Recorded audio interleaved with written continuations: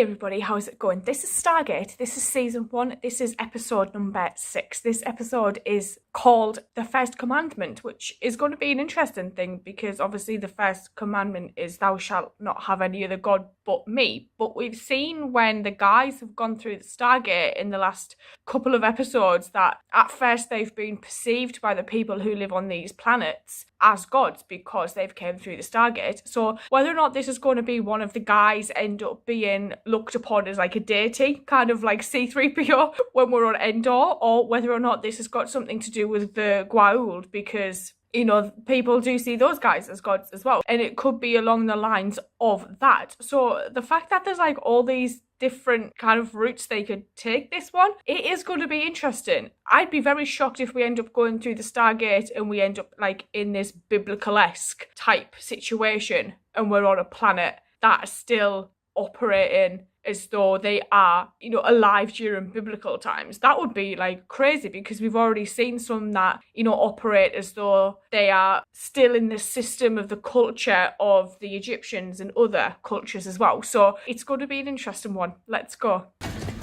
Is this another, oh, Stargate team? Connor, I lost the remote. Got it.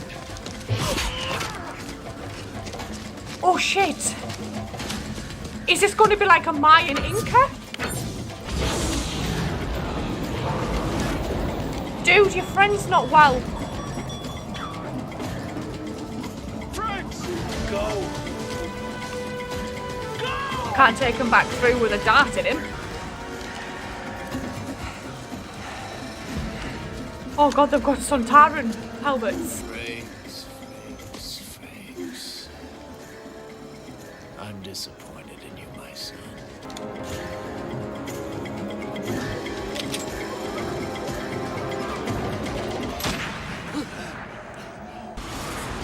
So, Connor got through.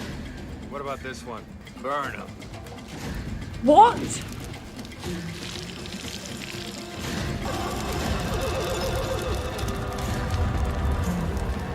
Oh my god.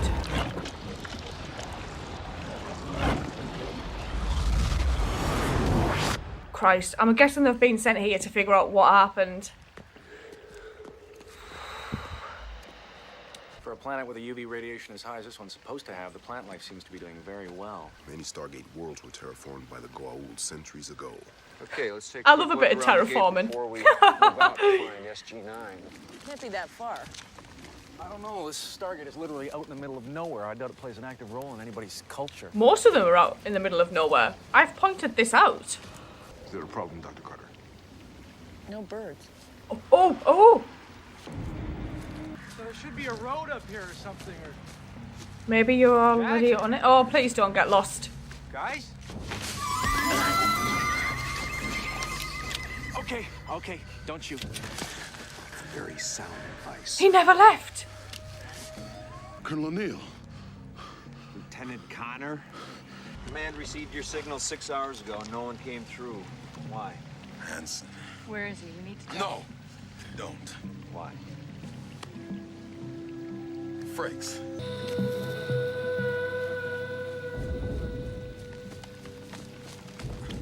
Or does he have tags? Are his tags there? Connor. Connor. I need to know what happened. This is bad. He's lost it. He's out of control. Captain Hansen? God native. Maybe it was the sun, radiation. What are you saying that the sun did this to Frakes? No, sir. Captain Hansen did that to Frakes. What? We're trying to get back through the gate. I don't buy that.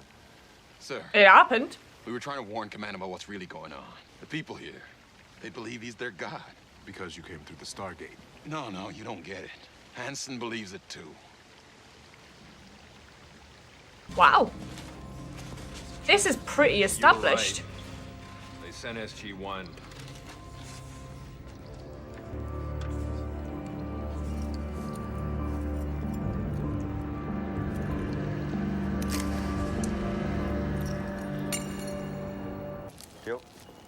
perimeter is established. Who gets first watch? Perfect. If any little rocks sneak up on us, we'll have plenty of warning. Unless the people who are part of the military know how to disarm it. Now, how could something like this actually happen? I mean, the SG teams are supposedly made up of well-trained professionals. Oh, when we first met the cave dwellers, they immediately bowed down to us. Thought we were gods. Well, that's a fairly common phenomenon. I mean, Yeah, anyone that comes to the Stargate. Except Hansen didn't deny it. Told us it might be safer if we allowed them to believe he was their god for a while. Said it was the system of government they needed to retake their world. and you were okay with that? Frakes was our anthropologist. Oh. He agreed with Hansen that it might be safer. But the longer we stayed here, the stronger they believed. Me and Frakes could have seen it coming. They'd been here a long time.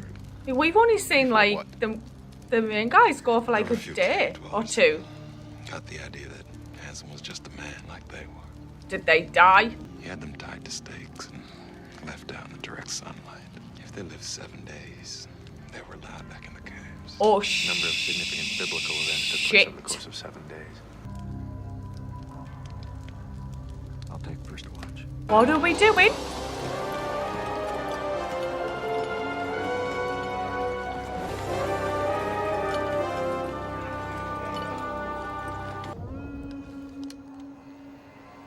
They're here.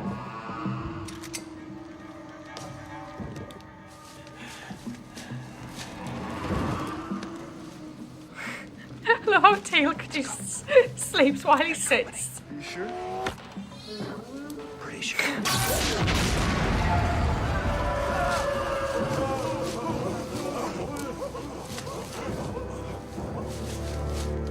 It appears they are gone. Yeah. Connor? Where's he gone? The temple is taking too long to build, They're working as hard as they can. but not as long as they can. Divide them into shifts, day and night. They'll die. Sacrifice Shit. their way to salvation. He wasn't happy when I broke off the engagement, but he seemed like he'd really pulled himself together when we met up at Stargate Command. Apparently not. You got Teal. This way. Have they found the temple?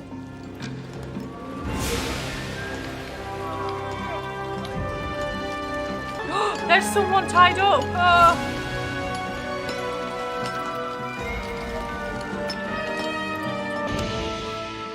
The road out of the valley, toward the mountain.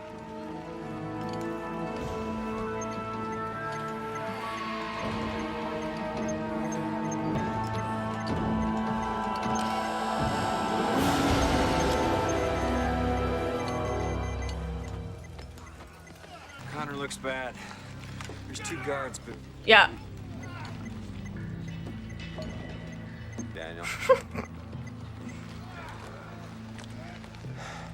Never mind. Oh, bloody hell. I think he found a wife or two. Well, She got a lucky escape. it's about time.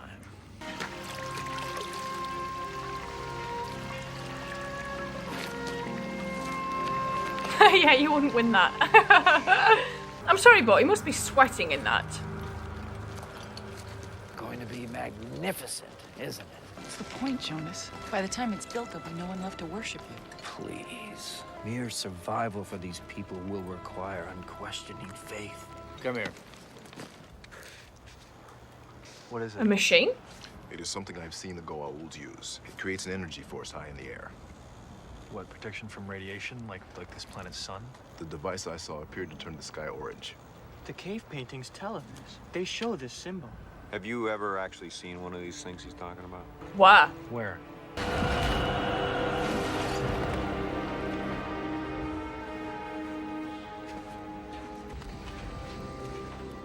What is it? Looks like something the Goa'ulds left behind. Used it to make the sky orange to protect the people from the sun sickness. Some sort of shield. Yes. The shield technology involves a force field being bounced back and forth between 2 devices. I've only seen one. Where's in the this other cave. one? Stand aside.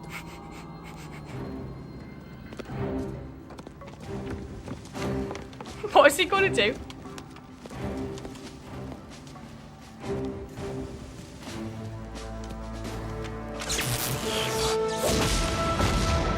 That'll do. sure I've come all this way.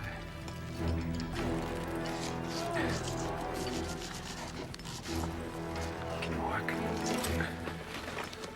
Let's go. There's nowhere they're just going to be able to just walk straight out of here. Colonel O'Neill. Captain? I see everything's working out just as we planned.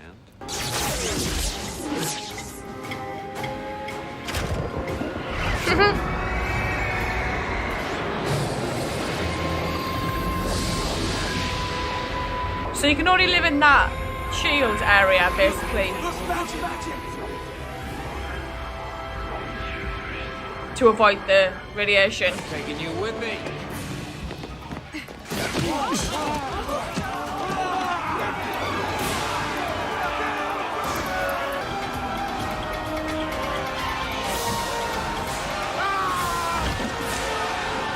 Yeah.